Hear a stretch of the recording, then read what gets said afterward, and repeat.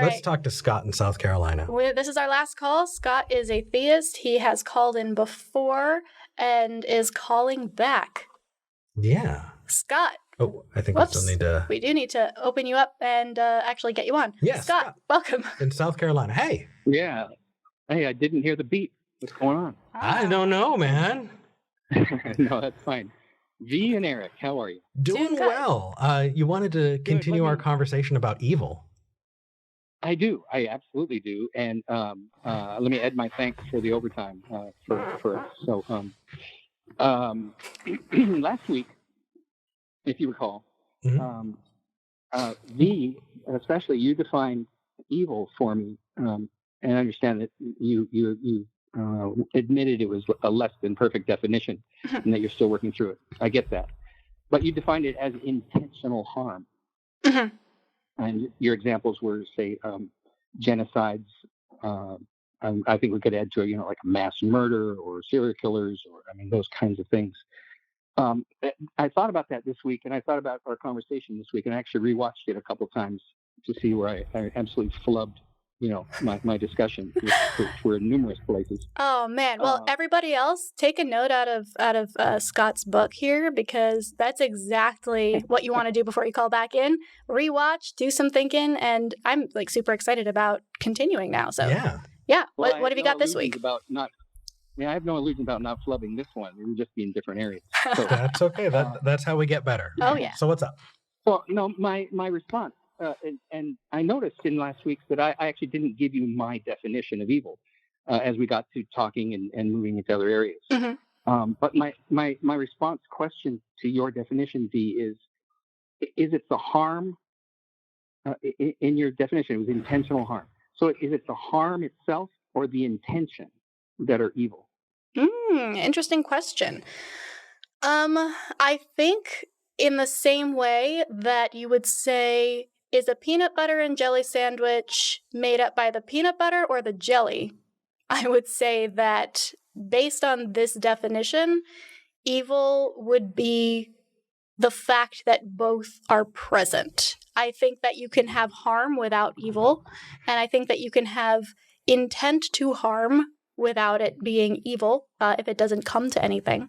But I think if I am going all in on this definition, and for right now, I'll fine doing that, I would say that both are necessary in order for me to call it evil or understand it as evil. Okay. So you can have an evil intention, an intent to do evil. And I think there's a distinction there. Yes, I do want to clarify though that I don't necessarily find it valuable to describe very many things as evil, like an evil intention. You can have a harmful intention. I don't know. There's something. I understand colloquially what that means, and I am happy to have that conversation. But I would be hesitant to call thoughts evil, just because that gets into thought crime and all weird kinds of stuff. So you can have an intent to do harm, and if you intentionally do a great amount of harm, like commit a genocide, then that is an evil thing, I guess. I guess my problem is, I'm sorry, Eric. No, it's okay. I was going to take things in a different direction. I want you to get the chance to engage with V first. Yeah. We can always have another conversation about what evil actually is, because I'm actually not tied to this at all. I was going to go with Scott. Okay. This is a really, because I think this is maybe the most important, the most critical topic within the Bible. Really? Without the idea of evil, there would be no Bible. Where there'd be no need for a Bible, there'd be no need for Jesus. Sure. It's addressed cover to cover. It's the whole topic. Sin and salvation from sin. Okay. Yeah, I get it. Okay, so proving evil will do what for you? I don't think I need to prove it. I don't think anybody would deny that evil exists in the world. You don't have to look very far to see that. So my question is, what's the nature of evil? Where does it come from? How does it originate? Now that my definition before. Go ahead. Go for it. Let me just give you my definition before I forget again. Sure. Is a very simple one, and that is, and this is my understanding theologically of the biblical definition, is that evil is not an entity in itself, but it is the absence of good. Very simply, the absence of good, much like darkness is the absence of light. And that, of course, opens up a whole other world of questions as to what do we mean by good. Well, yeah, because most things are not objectively good. Like the camera that I'm looking into as a camera, like there's nothing particularly good about it apart from the fact that I guess it works. But that doesn't make it evil. Right. So I feel like in order to... No. Yeah, like in order to, and I've heard your definition before, Scott. It's actually one that I clung to a lot in my last days as a Christian. The problem that I see with it now on the other side, and then we can get into it more, is the assumption that good is the default and somehow also like that there are only those two options, right? So it's assuming that only good and evil exist and that good is the default. So it kind of has a couple of assumptions baked in there that I would want answered before accepting that definition. Well, that leads, I guess, to that. I agree. I absolutely agree, because one of my follow-up questions to that is, where do you draw the line between good and evil? I mean, we can look at extremes, which we tend to do in these kinds of discussions. There's always the default go to the Holocaust and Nazi Germany and Mein Kampf, and no one in their right mind, I don't think, would deny that there's a lot of evil going on there. Or we can go to the ultimate good. I don't know, what's the default? There is no default. Good. Yeah. Well, there's a Mother Teresa who absolutely gives her whole life. Some people would argue with that. We would. Yeah. Well, which I hear you doing. No, I get the.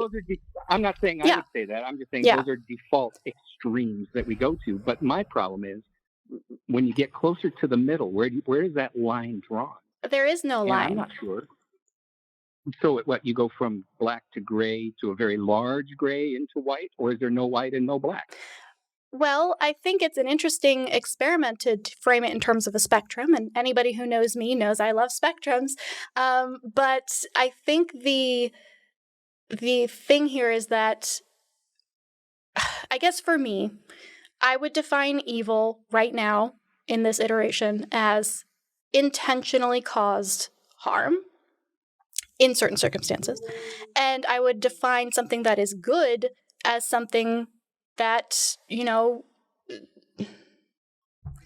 don't know if I'm maybe I'm just confused. Are you saying that there is nothing other than good and evil, and it's just degrees of those two things?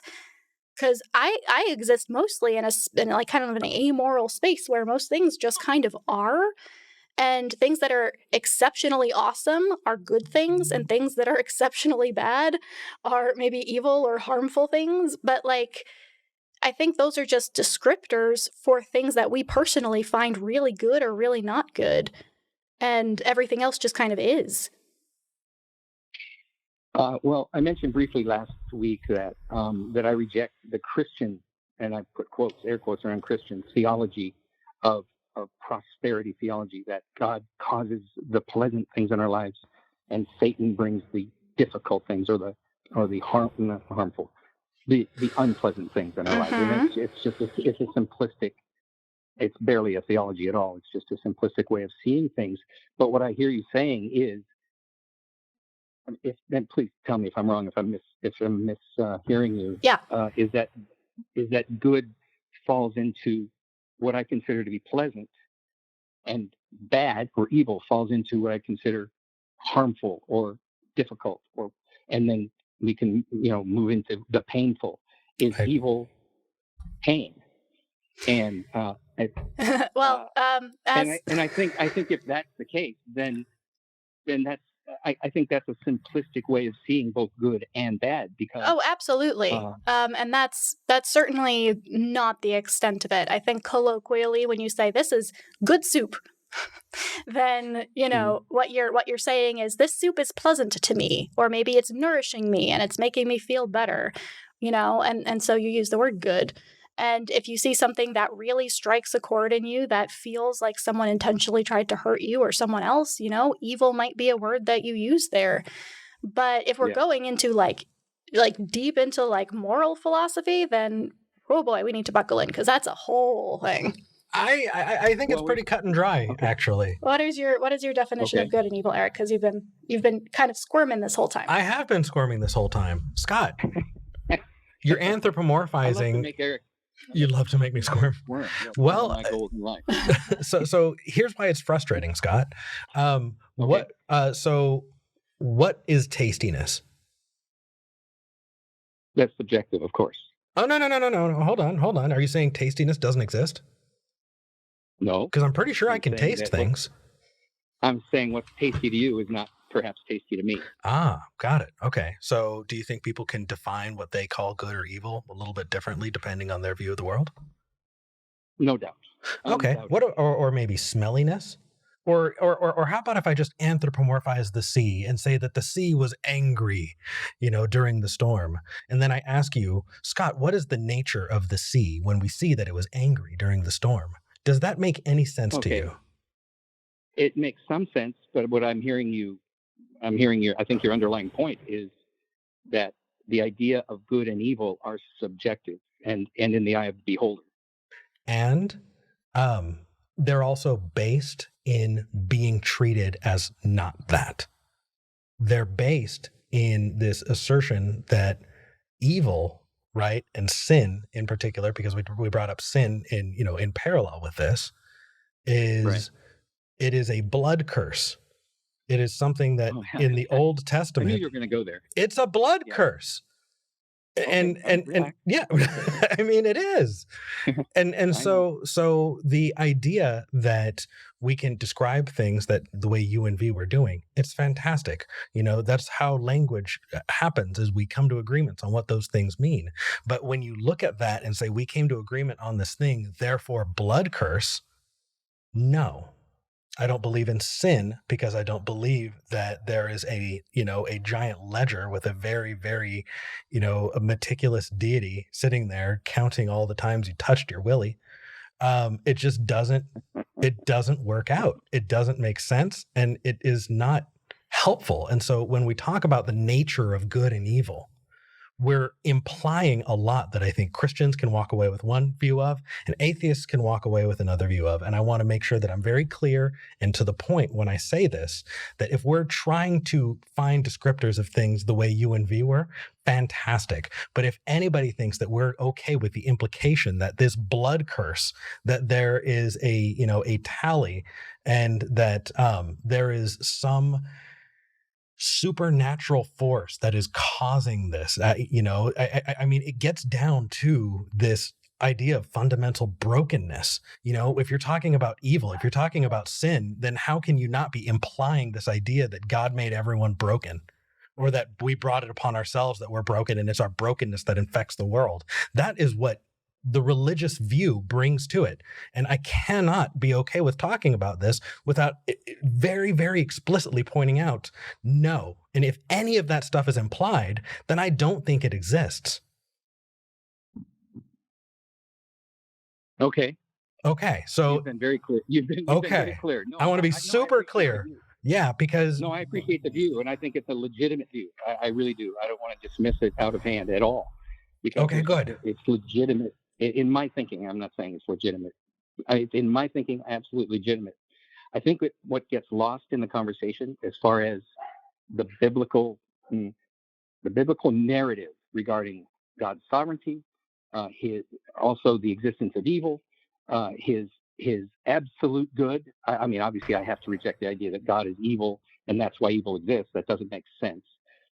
No, not if we're using evil as a descriptor. If you're using it as the best metaphor for this, I think, was given to us by Jesus himself in the book of Luke, with a story everybody knows, which is the prodigal son story.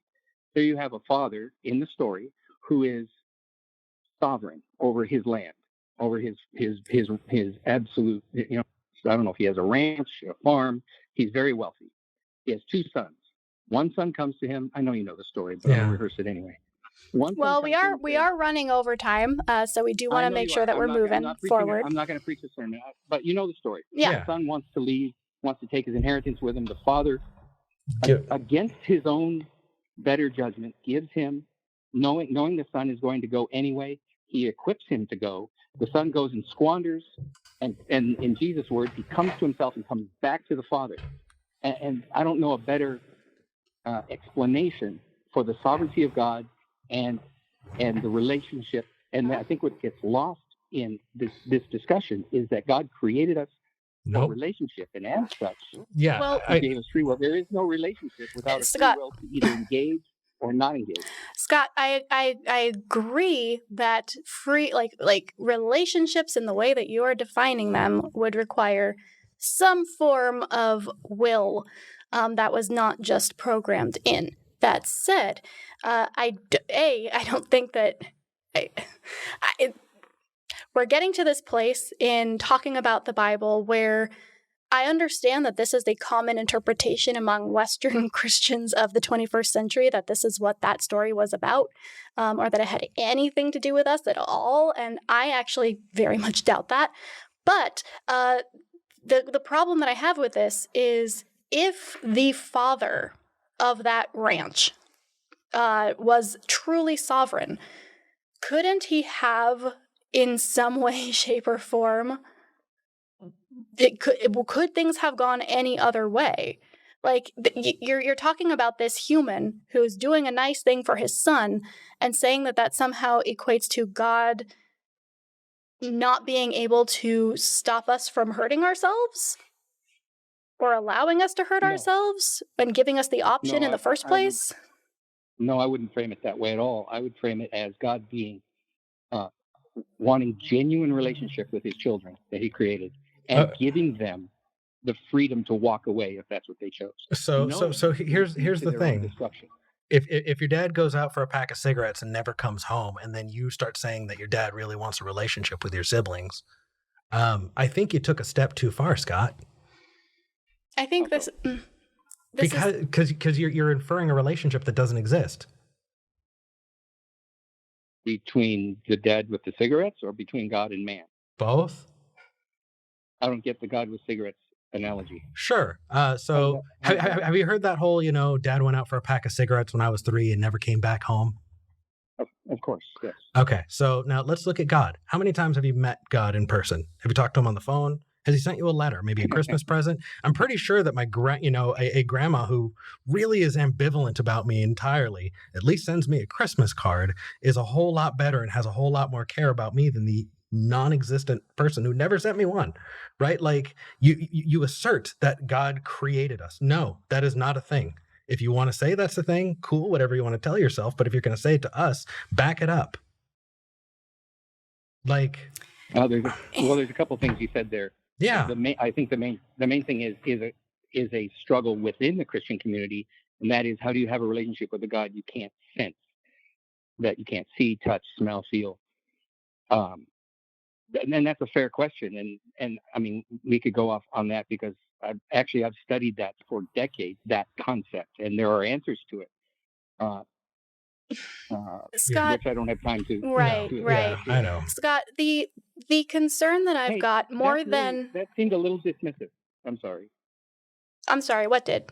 Yeah, get. Well, I just thought, Eric, your response to that was a little dismissive without even hearing the argument. Here's where I'm coming from, and I think we're all just kind of like very engaged in this topic, and we're entering it from different points, all three of us. I think the thing that I'm most concerned about, just overall, because we've touched on evil and that good evil dichotomy. We've talked about free will versus someone being sovereign and actually in control of things. We've talked about pain and whether or not that is inherently evil. There are a bunch of different conversations we're having here, and I think that's probably contributing to some of the confusion. But I think the biggest issue that I have, Scott, is I've heard you say a couple of times, not just in this call, but in other calls that you've had with us, that you have to believe a thing because otherwise it conflicts with something and doesn't make sense. And to me, that phrasing is very concerning because you don't have to believe that. If you are finding a contradiction somewhere or something that doesn't seem to, both cannot be true, I would trust that a lot more than I think you're allowing yourself to, because I don't have to think anything. right? There is nothing in this world that I have to believe in order to live my life. And if I find something that I have to force myself to accept, that's a really good indicator for me that maybe that thing is not jiving with the rest of my worldview, or maybe the rest of my worldview has to shift. So as we talk about these things, and I do want you to call back, and I would love to narrow this down into one of these several topics, because I think any one of them would be really interesting to dive into more. I would encourage you to think about how you're phrasing things if I'm misunderstanding, or if you do feel like you are having to force yourself to believe things in order to preserve your worldview, why that is, and why a God who wants you to know him and wants you to understand him is making it so difficult to hold these concepts in tension with each other.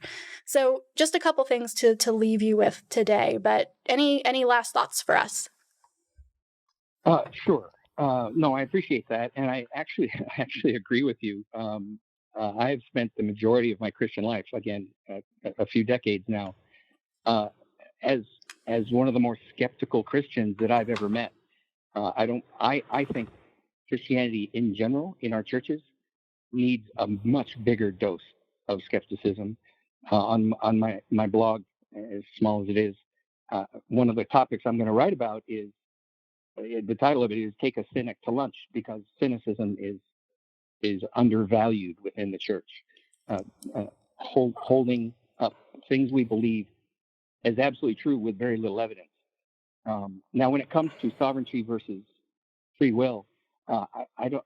If I said I have to believe them, it's because I've explored both of them and find them equally true within the scriptures. Yeah. So I can't dismiss one over the other because they're both dynamically true within the scriptures. I think that's where we start to bump against is we're not using religious, Christian scripture to be the baseline of how we're going to view the world. We're just going to view the world. I understand that. And so I really get that. And but Scott, it's the only base of Scott, understanding that I have. You have more, but we can go into it. Scott, I snapped at you partially because V's absolutely right. We started going into a whole bunch of different directions and being proselytized to when we're having a conversation, and moving to, well, God created you and wants to have a relationship with you, just hit me as incredibly condescending as well. And even though you probably didn't intend it that way, I shot condescension back at you. I can do better than that. I'm so sorry. That was okay. Not my intention. But I want to be aware that's what happened, at least from where I'm at. I apologize, but Scott, my goal. Oh no, I appreciate that. My goal was simply to relate the biblical narrative. That's all. I'm not trying to proselytize. I'm not trying to evangelize. I want to know what you think. We want to know what you think and why, and we want you to call back. Call back sooner because we are so far past time and we have so much that we can go through in so many different directions. I know. And we nailed it. I did. I'm sorry. And then we're gonna wrap up. I got here as quick as I could after church got up. So See, we got to start later. We need to start later. Okay, Scott. No, don't do it on my account. No, not just you, but we got. We want the people who are in the churches to call us. Yeah. So after church would be a good idea. Thank you so much for calling in, though, Scott. Please do call back, and we can tackle one of these issues that I think is going to be really interesting. Well, there's this and a host of others. But we got it. But we could have jumped. Scott, we got to go, man. Okay, I know we're late. Okay, talk to you guys later. Take care, buddy. Ooh, I got fired up. Yeah. I'll work on that. Hey, maybe afternoon Eric is the Eric that's going to get fired up. Maybe we do need to move to noon. Maybe. I don't know.